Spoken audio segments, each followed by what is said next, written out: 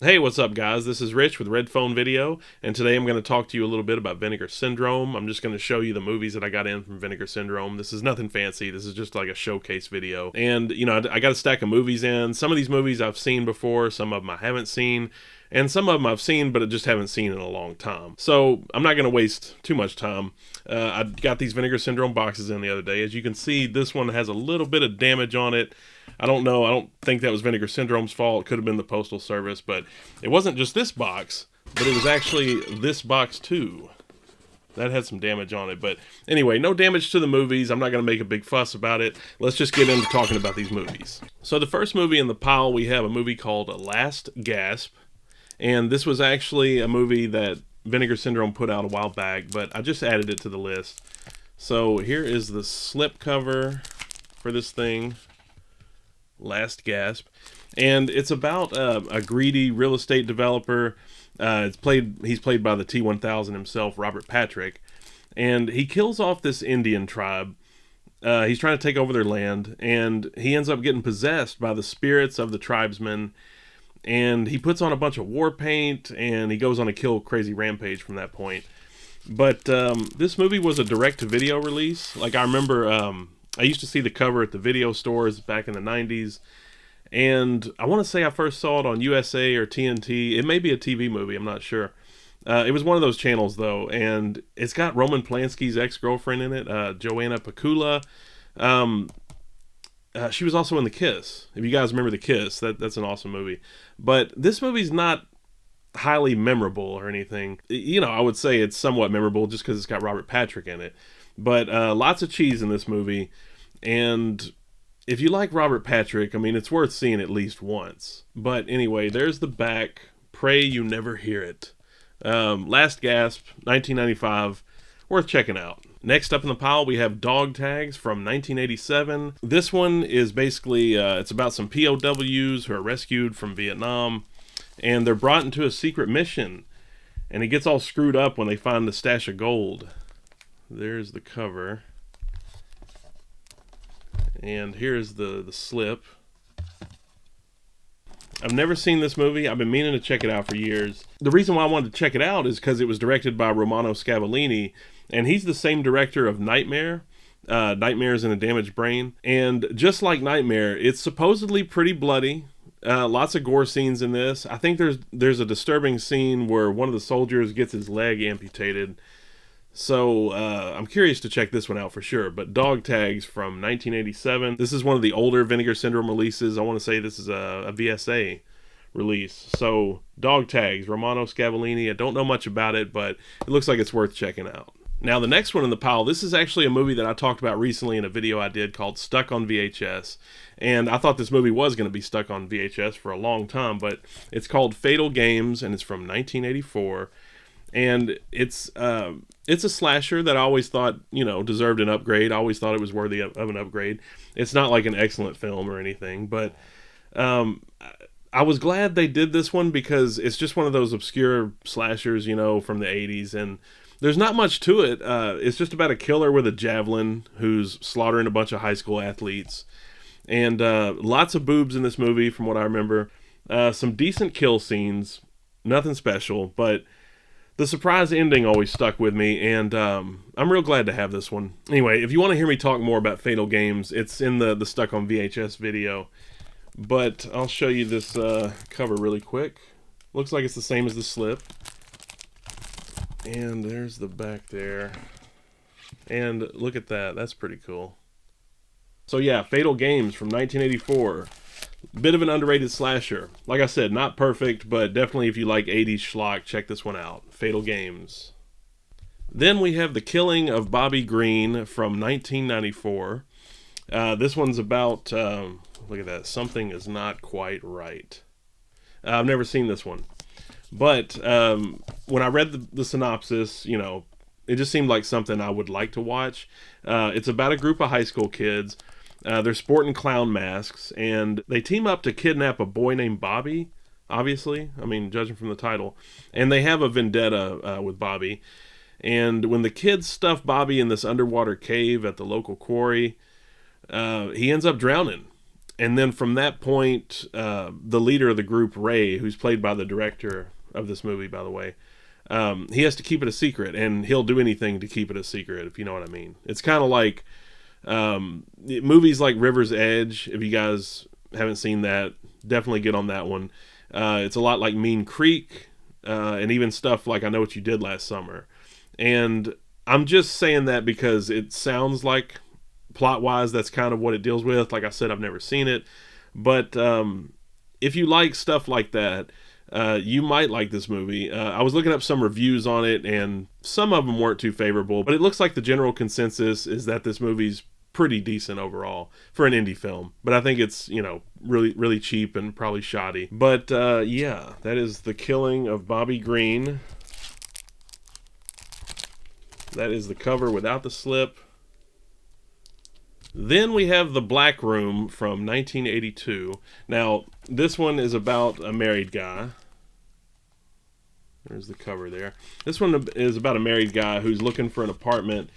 And he's looking for the apartment so he can have his spicy affairs during the day. And he answers an ad for a room for rent. And the room, it's owned by two siblings, brother and sister, who start using the married man's sexual conquests as victims in the brother's lab, where the brother conducts these blood transfusions because he needs their blood, basically.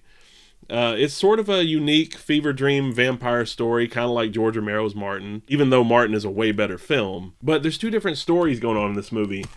You have the brother and the sister shit, and the husband whose wife starts getting suspicious about his affairs. You got that going on too. So this features early roles from Linnea Quigley and Christopher McDonald, Shooter McGavin from Happy Gilmore. And this was co-directed by Norman Thaddeus Vane, who also directed the horror movie Frightmare from 1983. So yeah, The Black Room from 1982. If you haven't seen it, I haven't seen it in a long time, but I remember it was a weird fever dreamish type of movie.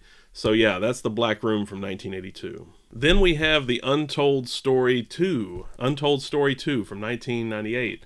I've never seen this movie. This just came with the Vinegar Syndrome subscription. But this is an in-name only sequel to the film Untold Story.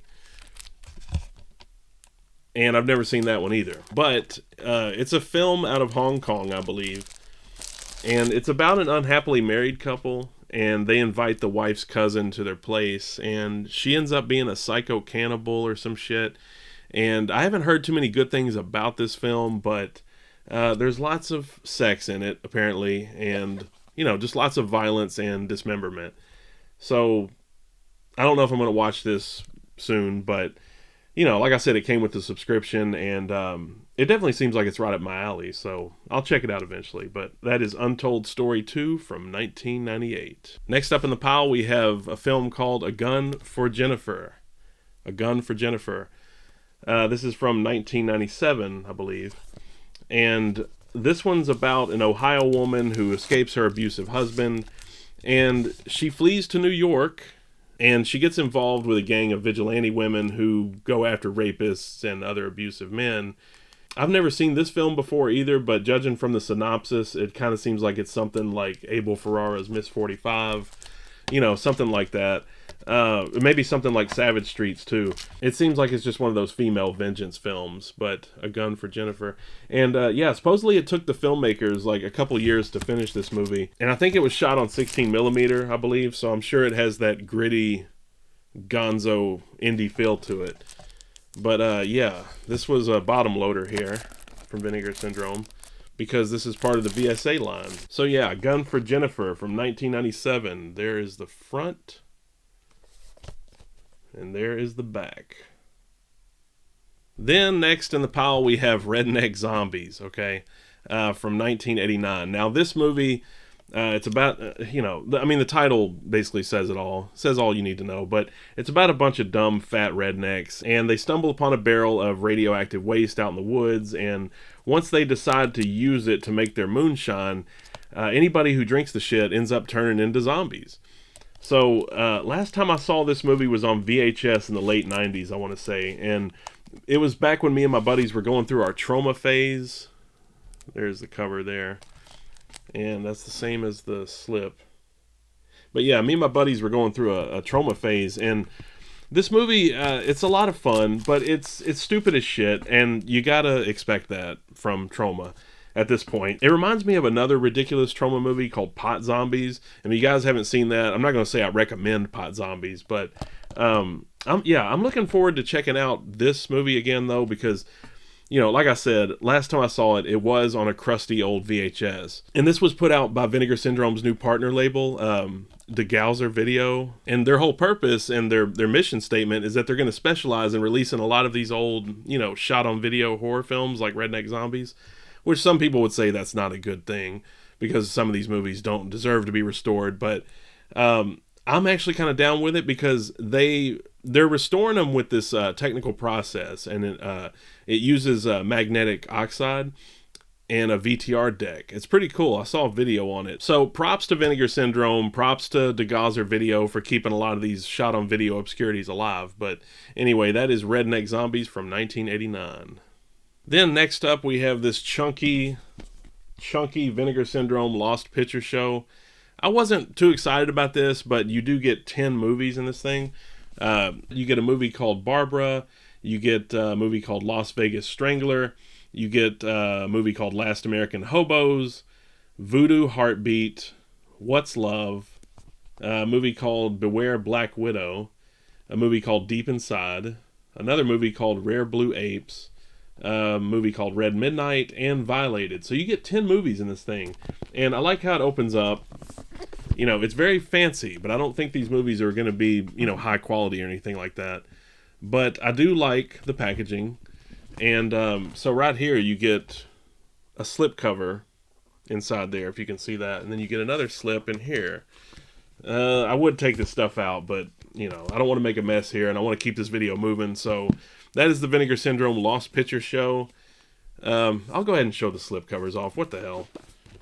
We're here. We might as well do it. So yeah, you get that one.